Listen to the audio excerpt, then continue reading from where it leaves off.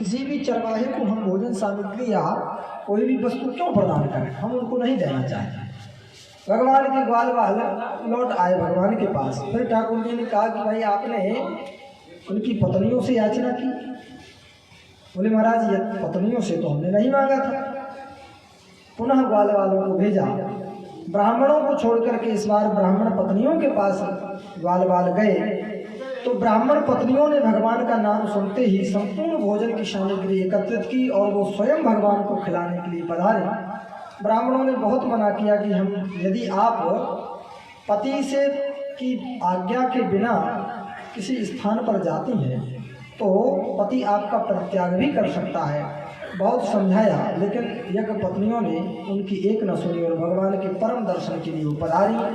सुंदर अपने हाथों से यज्ञ पत्नियों ने भगवान को भोजन कराया, सुंदर जलपान कराया। भगवान बड़े प्रसन्न हुए, बहुत आशीर्वाद यज्ञ पत्नियों को दे करके भगवान अपने घर के लिए पधारे। बोलिए भक्तवत्सल भगवान की जय। भगवान खेल रहे हैं, जो जीत जाएगा वो हारे, जो हार जाएगा वो जीते हुए व्यक्ति को अपनी पीठ पर बैठा करके और इस घर से यमुना पुल तक लेकर के जाना है। इस प्रकार से भगवान खेल रहे हैं। दो दो तीन तीन मित्रों का ग्रुप बन करके, एक पाली में 3 मित्र हैं, एक पाली में 3 हैं। एक में भगवान कृष्ण है टोली नायक, एक में बलराम जी। उन्हीं में महाराज प्रलंबासुर नाम का दैत्य मिल करके ग्वाल का स्वरूप बना के वो भी उसने सोचा बलराम को अपनी पीठ पे लाद करके ले जाऊंगा और फिर मुझे रुकना ही नहीं है, सीधे द्वारिका लेकर के जाऊंगा, वहाँ अयोध्या मथुरा लेकर के पहुंचूंगा। प्रेम से बोलो राधे राधे। तो महाराज ग्वाल वालों में आकर के मिल गया। अब जब भगवान श्री कृष्ण की जो टीम थी वो जब जीत गई तो ये हुआ कि भाई अब सबको अपनी अपनी पीठ पे लाद करके वहां तक लेकर के पहुंचो। तो भगवान कृष्ण को प्रलंबासुर ने अपनी पीठ पर लाद लिया, बलराम जी ने श्रीदामा को अपनी पीठ पर लाद लिया। इस प्रकार से उस नियत स्थान पर ले जाने के लिए चल पड़े। लेकिन बलराम जी तो श्रीदामा को ले जाकर वहीं छोड़ दिए। प्रलंबासुर भगवान कृष्ण को लेकर के और जंगल में प्रवेश कर गया, धीरे धीरे मथुरा की तरफ बढ़ने लगा। भगवान ने जोर से उसका गला पकड़ा और अपने दोनों हाथों से उसके गले को दबाना जब प्रारंभ किया तो धीरे धीरे धीरे उसका कंठ अवरुद्ध हुआ, श्वास चलना बंद हुई और ब्रह्मरंध्र को उसका मस्तिष्क को फाड़ करके प्राण भगवान के परम धाम को गमन हो गए। बोलिए भक्तवत्सल भगवान की। इस प्रकार से भगवान ने प्रलंबासुर का उद्धार किया। सज्जनों, हेमंत ऋतु का जब परिवेश हुआ, हेमंत ऋतु जब आई तो छोटी छोटी कुमारी गोपिकाएं भगवती श्री कात्यायनी का पूजन करने जाती हैं। वृंदावन की कुमारी गोपियां, छोटी छोटी गोपी भगवान को पति के रूप में पाने के लिए भगवती श्री कात्यायनी का पूजन करने के लिए नित्य प्रतिदिन जाती हैं।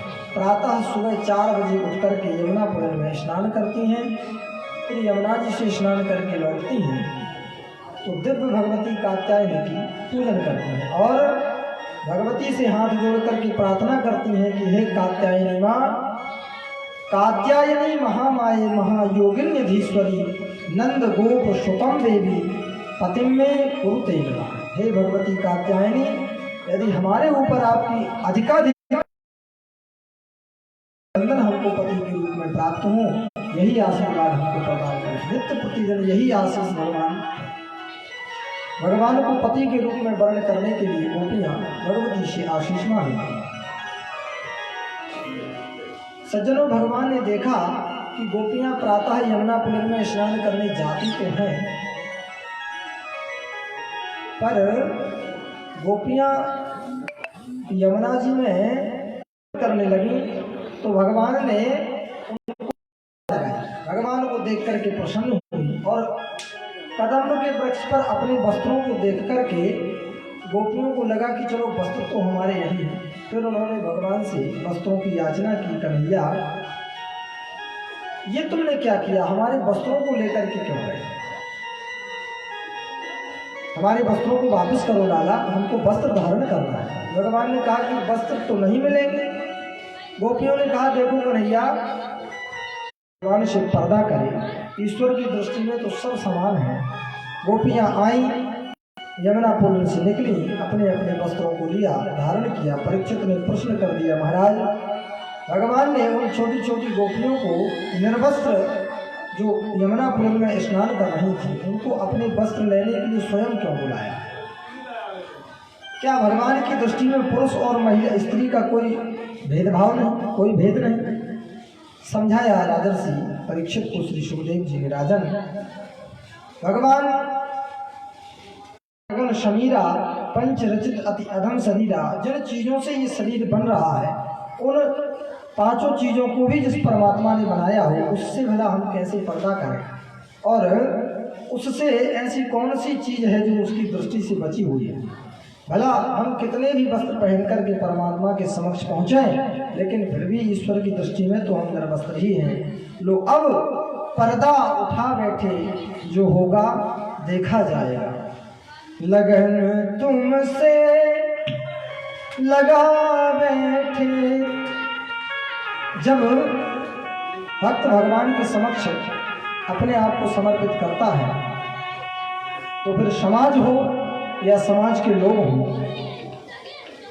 या हमारे नातेदार हों या रिश्तेदार हों, यदि किसी को ऐसा लगता भी हो कि फला व्यक्ति तो बहुत भक्ति कर रहा है, तो भक्त भगवान से जब जुड़ जाता है तो उसको समाज की, जब भगवान से भक्ति हो ही गई, भगवान से प्रेम कर ही लिया, तो फिर किसी की से क्या शर्म? ईश्वर से जब प्रेम हो ही गया, तो फिर क्या रिश्तेदारों से डरना, और क्या समाज से या गांव के लोगों से ये सोच करके डरना कि लोग क्या कहेंगे? बताओ, ये भगवान के भजन में इतने तल्लीन हो गए। तो भक्त कहता है, लगन तुमसे, दोनों हाथों की तालियां, ताली बजा सभी लोग भाव से, लगन तुमसे लगा बैठे, जो होगा देखा जाएगा। लगन तुमसे लगा बैठे, जो होगा देखा जाएगा। लगन तुमसे लगा बैठे, जो होगा देखा जाएगा। तुम्हें अपना, तुम्हें अपना, तुम्हें अपना लगा बैठे, देखा जाएगा। तुम्हें अपना बना बैठे, जो होगा देखा जाएगा। लगन तुमसे,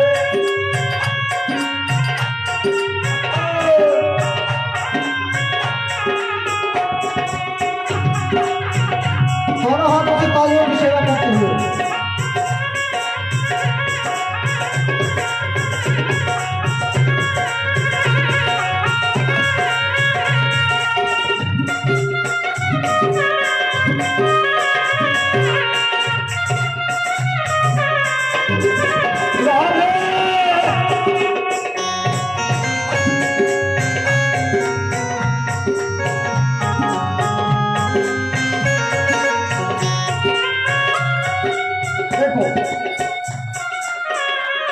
जब भक्त भगवान के समक्ष पहुंचता है तो दुनिया उसकी भक्ति को देख कर के कुछ भी कहे,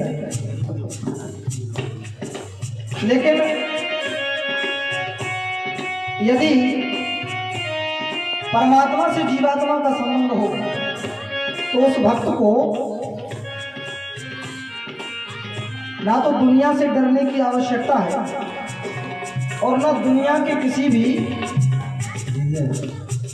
तंत्र से, न मंत्र से और न यंत्र से डरने की आवश्यकता है। उसका केवल काम है भगवान की भक्ति करना। पहले यदि भक्त बनने से पूर्व यदि वो डरता भी होगा तो आज वो भगवान का भक्त है, इसलिए वो कहता है क्या, कभी दुनिया से डरते थे कि छुप छुप याद करते थे, कभी दुनिया से डरते थे कि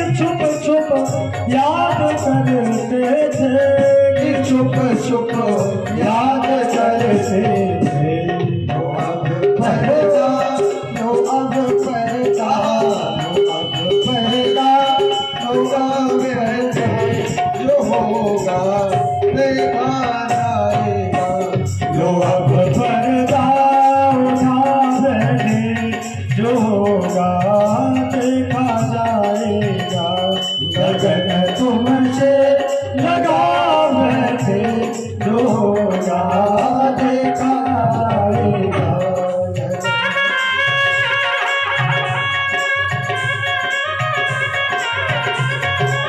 राधे राधे।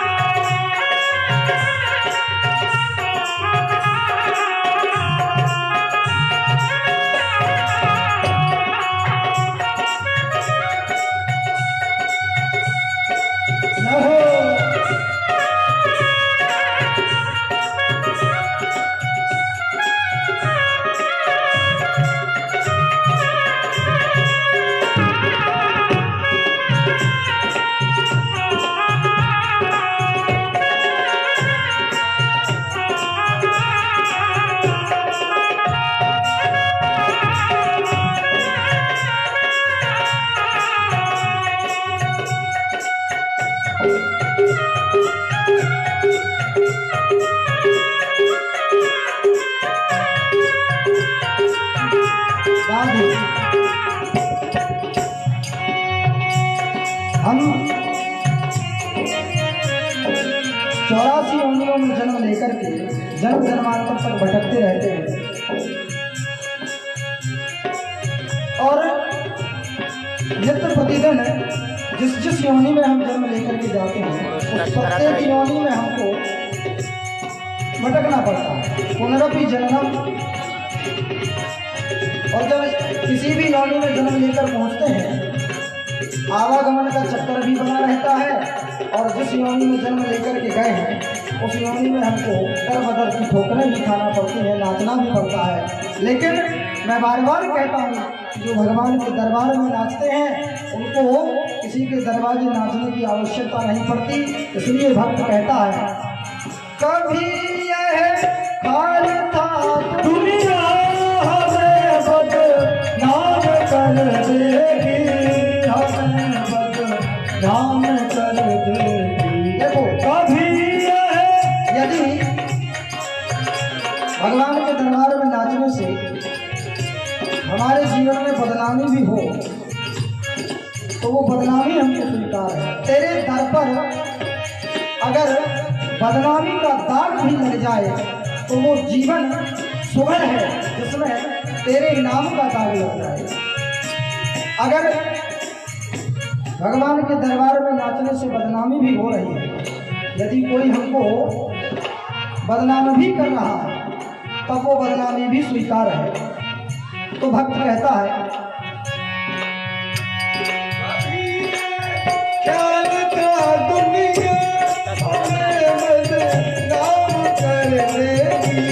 हमें बदनाम कर देगी, कभी यह ख्याल था दुनिया हमें बदनाम कर देगी, हमें बदनाम कर देगी।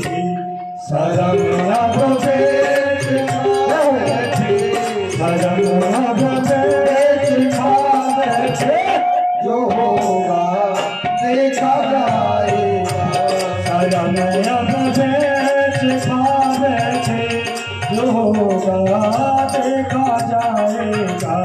लगन तुमसे लगा बैठे, जो होगा देखा जाएगा। लगन तुमसे लगा बैठे, जो होगा देखा जाएगा। लगन तुमसे लगा बैठे, जो होगा देखा जाएगा। तुम्हें अपना बना बैठे, जो होगा देखा जाएगा। तुम्हें अपना बना ले, हाथ से ताली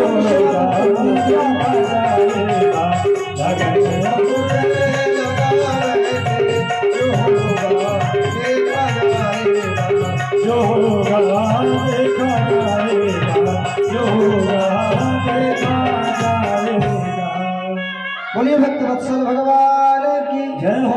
प्रेम से बोलो राधे राधे, और जोर से बोलेंगे राधे राधे। सज्जनों,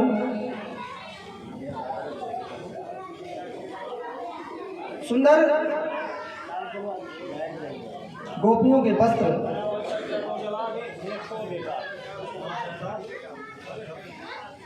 भगवान ने उनको प्रदान किए।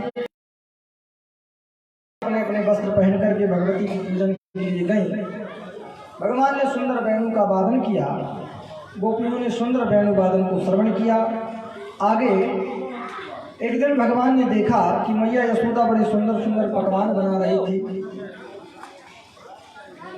अब तो महाराज जब पकवान पूरी बन रही, हलवा बन रहा, खीर बन रही, गुलाब जामुन बन रही, रसगुल्ला बन रहे, छेना, तो आदत कुछ बने तो उनको चाहिए। अब भगवान के पेट में चूहे दौड़ रहे, कितनी जल्दी भोग लगे। फिर भगवान ने सोचा मैया से पूछूं कौन भगवान के ताई इतना प्रसाद बन रहा है। भगवान बोले मैया इतना प्रसाद कौन भगवान के लिए बना रही। मैया ने कही बेटा इंद्र भगवान के निमित्त वर्ष में एक बार यज्ञ करना पड़ता है। उनके भोजन प्रसादी के लिए सुंदर सुंदर 56 प्रकार का भोग बनाया जाता है और महाराज इंद्र के उस यज्ञ में पूजन करके उनको वह प्रसाद समर्पित किया जाता है। उनकी ही कृपा से हमारे यहाँ जल की वृष्टि होती है। जब जल की वृष्टि होती है तब हमारी गायों को चरने के लिए सुंदर सुंदर हरी हरी घास निकलती है। उससे हमारी गाय चारा चरती हैं, जिससे वो दूध देती हैं। तो हमारे देवता, स्वर्ग के देवता महाराज इंद्र ही हमारे देवता हैं। उन्हीं के लिए ये संपूर्ण प्रसाद बनाया जा रहा है। थोड़ा सा विलंब रहेगा, लेकिन तुम चिंता न करो, तुमको प्रसाद जरूर हम दिलवाएंगे। भगवान ने मैया को समझाया, मैया इतना सारा प्रसाद तेरे महाराज इंद्र के लिए। अच्छा एक बात बता मैया, तेरे भगवान की पूजा इतने दिन से तुम लोग कर रहे, कभी तुम्हारे देवता इंद्र ने तुमको दर्शन दिया। मैया ने कही बेटा दर्शन तो कभी ना आए था। अच्छा मैया कभी सामने आकर के प्रसाद खाया। इन बच्चों को शांत करो, ये आगे बैठ के शोर करते हैं। प्रेम से बोलो राधे राधे।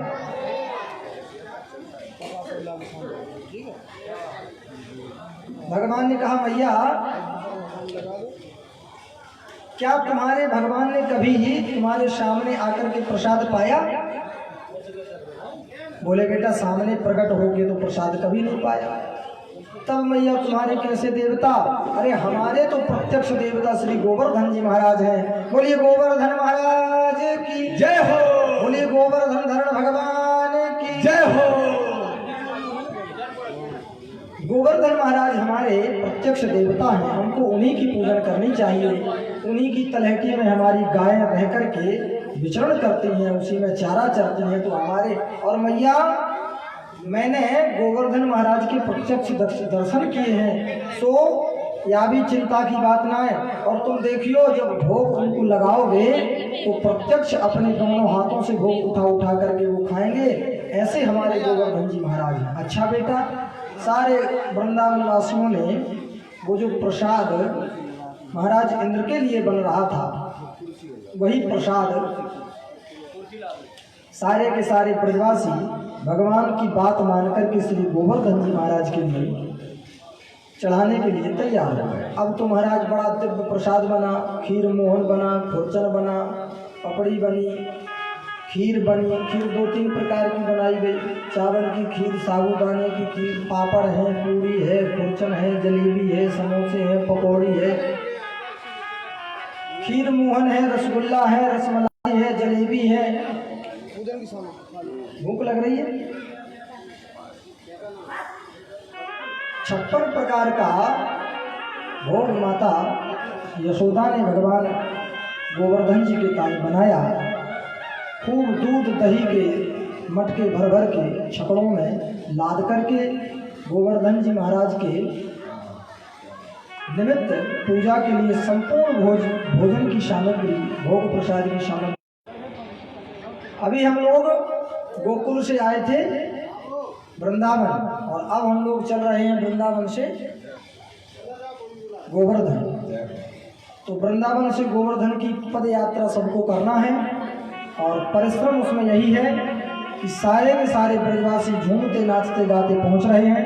तो हम सबको भी भगवान की दर्शन करने के लिए गोवर्धन यदि पहुंचना है तो मस्ती में झूमते हुए तालियों की सेवा करते हुए झूमते नाचते गाते भगवान के धाम को चलना है। आइए सभी मिलकर के दिव्य वृंदावन से गोवर्धन की यात्रा करें। फिर भगवान की दिव्य पूजन होगी और पूजन के बाद भगवान को भोग लगेगा।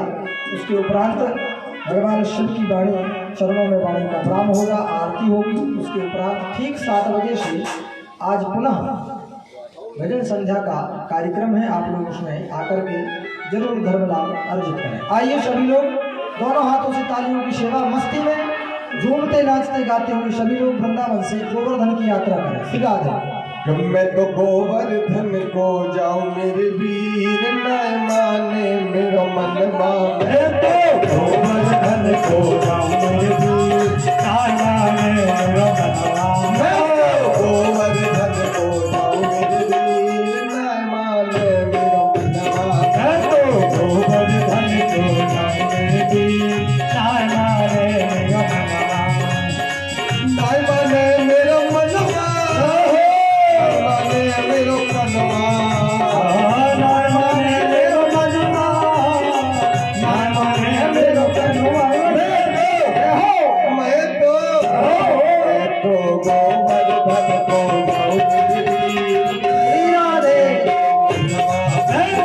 गोवर्धन को जाऊं मेरे वीर माने मेरो मनवा।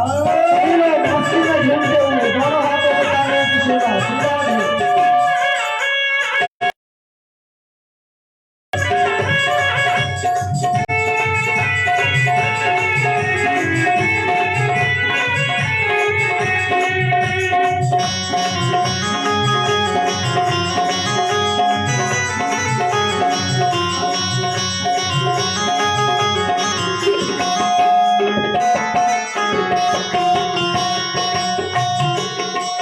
सात शेर की करुण कढ़ाई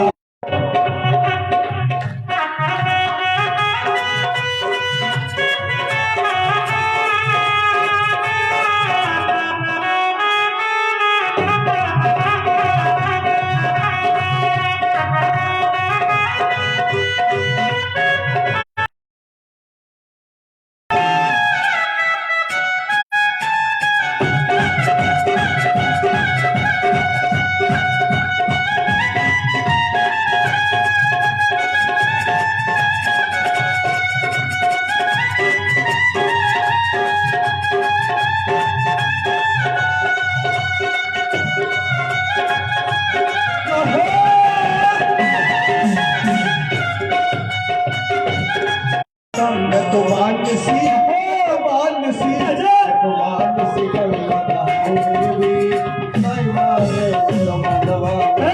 मानसी गंगा हो मेरे वीर नहीं माने मेरो मनवा। ओ नहीं माने मेरो मनवा सखी नहीं माने मेरो मनवा। नहीं माने मेरो मनवा सखी नहीं माने मेरो मनवा। मैं तो गोवर्धन को जाऊं मेरी नहीं माने मेरो मनवा। गोवर्धन को जाऊं मेरी नहीं माने मेरो मनवा।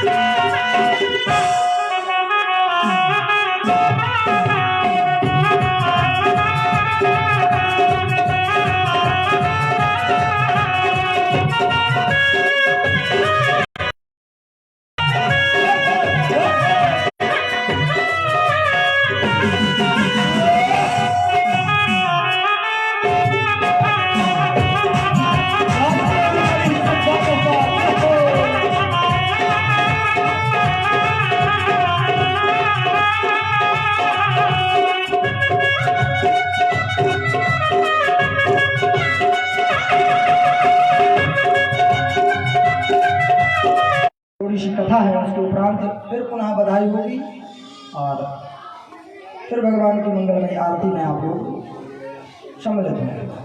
भगवान अब चूंकि वृंदावन से संपूर्ण सामग्री लेकर के गोवर्धन जी के पास हम लोग पहुंचे हैं। अब भगवान श्री कृष्ण सबको लेकर के पहुंचे। अब बोले भैया इसकी पूजा कैसे करें, गोवर्धन इतने विशाल पर्वत। भगवान ने कहा सबसे पहले इनको स्नान कराओ।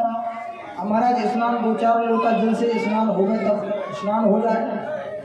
अब ब्रजवासी ग्वाल वाले बेचारे यमुना जी से जल भर के लाए और गोवर्धन महाराज के सबसे पहले चरणार बिंदों पे जल डाले। 1 मटके जल से कितना पर्वत भीगेगा। सुबह से दोपहर हो गया, भगवान गोवर्धन जी की स्नान भी नहीं हो पाए। सारे के सारे ग्वाल बाल आए, हाथ जोड़ करके कन्हैया से प्रार्थना की, कन्हैया भैया तेरे या इतने बड़े देवता की पूरे शरीर की स्नान यमुना जी से जल डाला के कैसे कराएंगे भैया, 2-4 दिन लग जाएंगे। और या तरफ को पाँव भिगाओ तब तक दूसरी तरफ को सूख जावे, दूसरी तरफ के में पानी डालो तब तक या तरफ को सूख जावे। या तो भैया कोनो जल की व्यवस्था करो।